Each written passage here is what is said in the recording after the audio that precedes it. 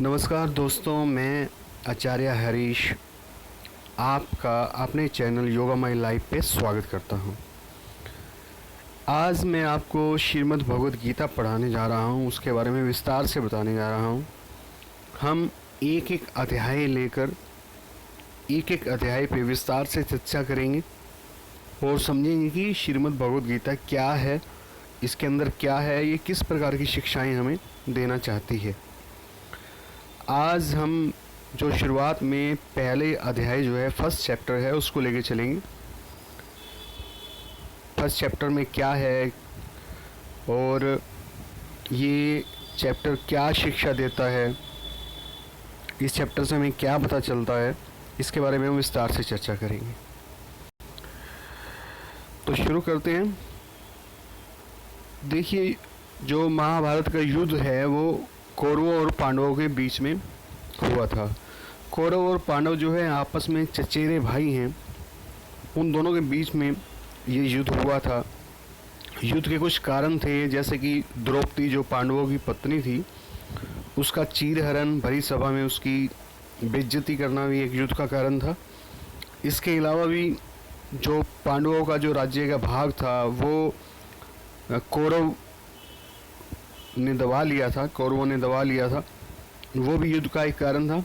इस तरह युद्ध के बहुत सारे कारण थे और इस युद्ध को महाभारत का नाम दिया गया है। अभी हम जो बात कर रहे हैं, गीता का जो संदेश था वो युद्ध के मैदान के अंदर, यानी कि कुरुक्षेत्र नाम की जगह पे, कुरुक्षेत्र आज भी है जो जगह है, वहाँ पे ये युद्ध हुआ था। तो वो युद्ध के मैदान की बात कर रहे हैं। यहाँ धृतराष्ट्र जो कि दुर्योधन के फादर हैं, पिता हैं, कौरवों के पिता हैं,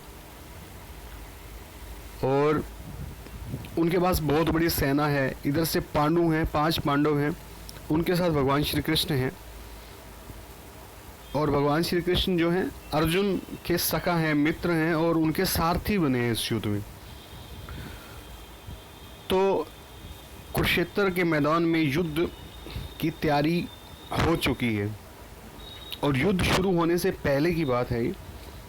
धृतराष्ट्र जो है कौरवों के पिता हैं, वो अंधे हैं, और अंधे होने के साथ साथ वो पुत्रांध भी हैं। वो सारी स्थिति समझ रहे हैं कि दुर्योधन जो है पांडवों का हक दबाना चाह रहा है, उनके भाई के बच्चों का हक दबाना चाह रहा है, लेकिन वो मानसिक तौर पे उसी का ही साथ देते हैं। इसी वजह से युद्ध हुआ और युद्ध का ये सब चीज़ें कारण बनी। तो उनके साथ जो उनके सचिव हैं संजय, वो इस वक्त उनके साथ बैठे हैं और धृतराष्ट्र जो है संजय को युद्ध के हालात बताने के लिए कहते हैं। संजय दूर बैठे हुए, उनके पास ऐसी क्षमता है, ऐसी पावर है, ऐसी तकनीक है कि जिसकी मदद से वे दूर होने वाली घटनाओं को देख सकते हैं और उनके बारे में विस्तार से बता भी सकते हैं। वहाँ पे क्या कुछ हो रहा है वो सुन भी सकते हैं। तो संजय उन्हें बतलाना आरंभ करते हैं कि युद्ध के मैदान में क्या क्या हो रहा है, कौन कौन कौरवों की सेना में है, कौन कौन पांडवों की सेना में है। वो दोनों सेनाओं के बारे में विस्तार से बताते हैं कि कितने राजा लोग जो हैं कौरवों के साथ हैं, कौन लोग जो हैं वो पांडवों के साथ हैं। ये धृतराष्ट्र अंधे हैं जो, उनको वो बतलाते हैं संजय। तो यहाँ पे अब अर्जुन जो एक विश्वविख्यात महाभारत के पात्र हैं और जिनको धनुधारी कहा जाता है, धनुष बाण चलाने में उनकी महारत हासिल थी उन्हें, द्रोणाचार्य के वो शिष्य हैं। यहाँ जो हम युद्ध की से शुरू होने की स्थिति के बारे में बात कर रहे हैं, श्रीमद् भगवद गीता के पहले चैप्टर में श्री कृष्ण अर्जुन के सारथी बने हैं, यानी कि रथ का जो काम है वो संभाल रहे हैं।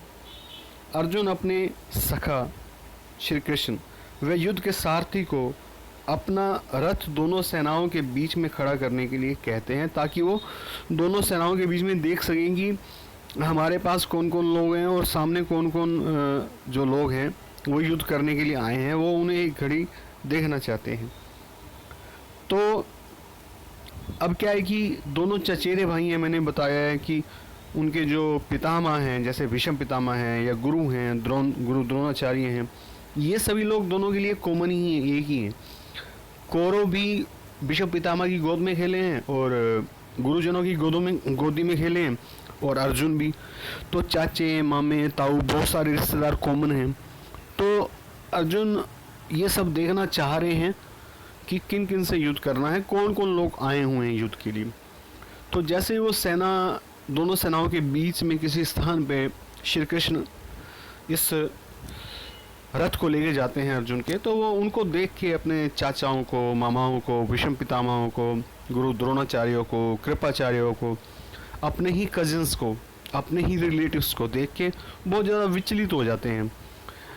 और विचलित इतने ज़्यादा हो जाते हैं कि इस जो अध्याय का नाम है वो अर्जुन विषाद योग ही रखा हुआ है, मतलब अर्जुन विषाद से भर जाते हैं। तो अर्जुन श्लोक संख्या 29 से लेकर अध्याय के अंत श्लोक संख्या 46 तक बोलते हैं।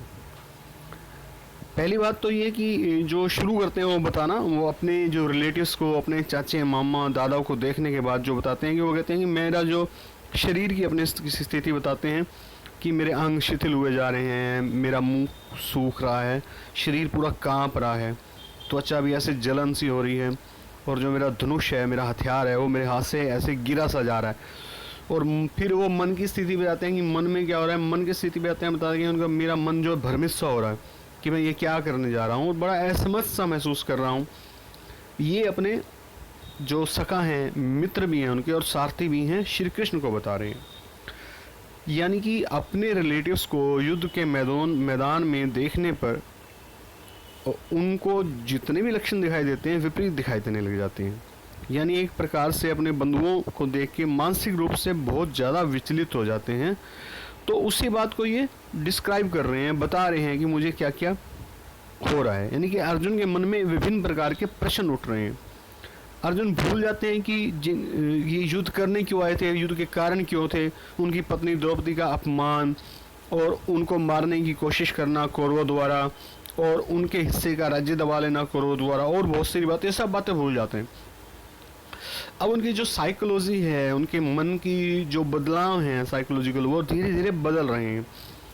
श्री कृष्ण जो उनके सखा हैं वो उनकी हर बात को समझ रहे हैं और बड़े ध्यान से उनकी एक एक बात को सुन रहे हैं और समझने की कोशिश कर रहे हैं कि अर्जुन के मन की स्थिति क्या है और किस हिसाब से इनको समझाना है। अर्जुन क्या कह रहे हैं, ये कि मैं युद्ध नहीं चाहता। अभी वो युद्ध करने आए थे और अपने जो स्वजनों को, अपने रिलेटिव्स को देख के कहते हैं कि मैं युद्ध नहीं चाहता। वो ये भी कहते हैं कि मैं युद्ध में ना तो जीतना चाहता हूँ, और अगर मान लो जीत भी गया तो मैं जो इन लोगों को मार के, अपने रिश्तेदारों को मार के, तो मैं उस जीत का क्या जश्न मनाऊंगा, किसके साथ शेयर करूंगा। मैं इस प्रकार की जीत भी नहीं चाहता। और मैं अपने कुटुंब को, यानी कि अपने ही खानदान को, अपने ही बहुत सारे रिलेटिव्स को कैसे ख़त्म कर सकता हूँ। अगर मैंने ऐसा कर दिया तो मेरा कुल धर्म नष्ट हो जाएगा और मेरे कुल में पाप फैल जाएगा, क्योंकि पाप ही है अपनों को मारना। और ये जो जिन लोगों को मैं मारूंगा, उनकी जो स्त्रियां हैं, उनके पति हस्बैंड मरने के बाद वो स्त्रियां में पापीन हो जाएंगी, कुल में दोष आ जाएगा, दूषित हो जाएंगी। और वो कहते हैं कि मेरे पितर यानी कि जो लोग मर के किसी और लोक में जा चुके, अब उनका भी डर सता रहा है। यानी कि तरह तरह की बातें उनके मन में आ रही हैं, जो कुछ भी उनके मन में आ रहा है और वो श्री अर्जुन को ऐसा ही बताए जा रहे हैं। तो वो कहते हैं कि इन सब बातों को देखते हुए अगर मैं युद्ध करता हूँ तो मैं मूर्ख ही कहलाऊंगा, मैं कोई समझदार आदमी नहीं कहलाऊंगा इतिहास में। लेकिन श्री कृष्ण बड़े ध्यान से उनकी हर बात को सुन रहे हैं, समझ रहे हैं। तो अब अर्जुन को वो सब बातें भूल गए अर्जुन जिनके कारण युद्ध करने आए थे। एक प्रकार का आकस्मिक अवसाद, यानी कि डिप्रेशन, अचानक जो डिप्रेशन आ जाता है बिल्कुल विपरीत स्थितियों को देखकर, और आप असहज महसूस करते हो, वो उस दुख और शोक से वो भर जाते हैं। तो उनको यह भी लगने लग जाता है कि अब अगर मान लो युद्ध करना पड़े और कौरव मुझे मार भी दें, राज्य भी ना दें, और मेरे साथ उन्होंने जो जातियाँ की हैं उनको भी मैं भूल जाऊँ और उनके हाथ मर भी जाऊँ, तो भी मेरे लिए क्या होगा, कल्याणकारी होगा, बढ़िया होगा। तो यहाँ तक कि वो अपने स्वजनों को देखकर और युद्ध की के बाद की परिस्थिति को महसूस करके, अनुभव करके उनकी आंखों में आंसू तक आ जाते हैं, यानी कि वो अपने आंखों में आंसू भर लेते हैं कि जो भी कुछ हो रहा है ये गलत हो रहा है। तो मोटे तौर पर 100 जनों के साथ युद्ध करना, 100 जनों को मारना ही अर्जुन की मुख्य समस्या है। उन्हें लगता है कि ऐसा करना बिल्कुल गलत है और ऐसा वो नहीं कर पाएंगे, ना तो उनका शरीर साथ दे रहा है ऐसा करने में और ना ही उनका मन साथ दे रहा है। तो बहुत बड़े कन्फ्यूज़न में फंस के खड़े हो जाते हैं। वो भूल जाते हैं कि कौरवों के द्वारा की गई जातियाँ, जैसा कि मैंने पहले बताया है कि उनकी पत्नी, 5 पांडवों की पत्नी द्रौपदी, उसका भरी सभा में अपमान हुआ था, वो भी एक युद्ध की बहुत बड़ी वजह थी। और परंतु जो श्री कृष्ण हैं, जो उनके सखा हैं, जो उनके विशेष मित्र हैं, उनको सब कुछ याद है। उनको मालूम है कि युद्ध क्यों करने आए हैं, युद्ध करना है या नहीं करना, उनको सब मालूम है। वो उनको साथ में ये भी मालूम है कि अर्जुन इसके के मन में क्या चल रहा है और अर्जुन क्या सोच रहा है और इस वक्त उसे क्या बताना है। तो अध्याय में कुल 47 यानी कि 47 श्लोक हैं और इस अध्याय के अंत में संजय बताते हैं कि अर्जुन पूरे दुख के साथ बाण सहित धनुष को त्याग कर रथ के पिछले भाग में जाकर चुपचाप बैठ जाते हैं। यानी उन्होंने डिसाइड कर लिया कि मेरे को युद्ध नहीं करना किसी भी तरीके से, ना तो मैं 100 जनों के साथ लड़ सकता हूँ, ना ही मेरा शरीर साथ दे रहा है, ना मेरा मन साथ दे रहा है। लेकिन देखिए यहाँ पे वही बात है कि मित्र के रूप में और सारथी के रूप में श्री कृष्ण अगर यहाँ पे ना होते तो सारी बात यहीं पे समाप्त हो गई होती, या तो कौरवों ने इनको मार दिया होता और युद्ध ये हुआ ही ना होता। तो कहते हैं कि एक सच्चा मित्र ही मुसीबत के समय आपके साथ होता है, और सच्चा मित्र होता भी वही है जो मुसीबत के समय आपके साथ रहे। इतिहास गवाह है कि श्री कृष्ण अगर मित्र के रूप में पांडवों के साथ ना होते तो आज महाभारत वो किसी और रूप में ही हमारे समक्ष होती और श्रीमद् भगवद गीता की तो बात ही नहीं होती, क्योंकि अब श्री कृष्ण ने पहले अध्याय में अर्जुन के मन की सारी स्थिति जान ली है। सब बात वो समझ चुके हैं कि अर्जुन के मन में क्या चल रहा है, वो युद्ध क्यों नहीं करना चाह रहे हैं, और उन्हें ये भी मालूम है कि वो अर्जुन जो है वो क्षत्रिय हैं, उनका धर्म क्या है, इस वक्त युद्ध करना ही उनका धर्म है, वो उनको ये बात भी मालूम है। तो अब जो है अगले अध्याय में चैप्टर 2 में दूसरे अध्याय में जो है श्री कृष्ण इनको इनकी मानसिक स्थिति के अनुसार जो जो क्वेश्चन इन्होंने किए हैं कि मेरा शरीर काँप रहा है, मैं 100 जनों को कैसे मार सकता हूँ, मैं युद्ध में जो मेरे को राज्य मिलेगा मैं उसका भोग नहीं करना चाहता, और मेरे जो कुल धर्म मेरा नष्ट हो जाएगा, मेरे कुल की जो स्त्रियां नष्ट हो जाएंगी, उनका धर्म नष्ट हो जाएगा, मेरे पितर लोग तक वो पहुंच जाते हैं, ये सब कुछ प्रॉब्लम्स खड़ी हो जाएंगी और लोग मुझे मूर्ख कहेंगे। तो अर्जुन ये सब बातों को कह चुके हैं श्री कृष्ण को। श्री कृष्ण इन सब बातों को समझ चुके हैं और आने वाले अध्याय में इसका वो विस्तार से एक एक चीज़ का अर्जुन की साइकोलॉजी समझते हुए उसके मन में कौन सा क्वेश्चन क्यों उठा, कैसे उठा, किस लिए उठा, उस हर चीज़ का टेक्निकली जवाब देते हुए उनके सभी प्रश्नों का उत्तर देंगे। अध्याय पर अध्याय परतें खुलती चली जाएंगी और जो ये मैसेज है हर व्यक्ति के लिए है। हम जीवन में इस तरह की कठिनाइयाँ देख के, किसी भी प्रकार की कठिनाइयाँ देखकर, किसी प्रकार की चुनौतियाँ देखकर जीवन में इस प्रकार से परेशान हो जाते हैं। हम भी अपने हथियार फेंक देते हैं। हथियार फेंकने से हमें हार का वो मुंह देखना पड़ता है जो हमें बाद में बर्दाश्त नहीं होता, हम भी अवसाद से भर जाते हैं।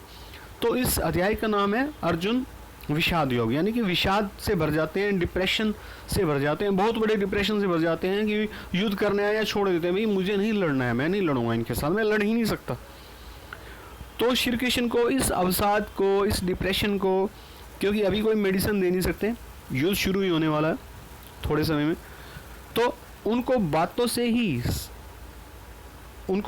से ही समझाते हैं, उनके हर प्रश्न को दूर करते हैं। तो मैंने जो श्रीमद् भगवद गीता की स्टडी की है, मैंने ये समझा है कि अर्जुन का एक एक प्रश्न हम सब का पर्सनली एक एक प्रश्न है और हम में से प्रत्येक व्यक्ति किसी न किसी रूप में इस जीवन रूपी युद्ध में उन्हीं समस्याओं से ग्रसित है जिससे अर्जुन जो हमें बता रहे हैं।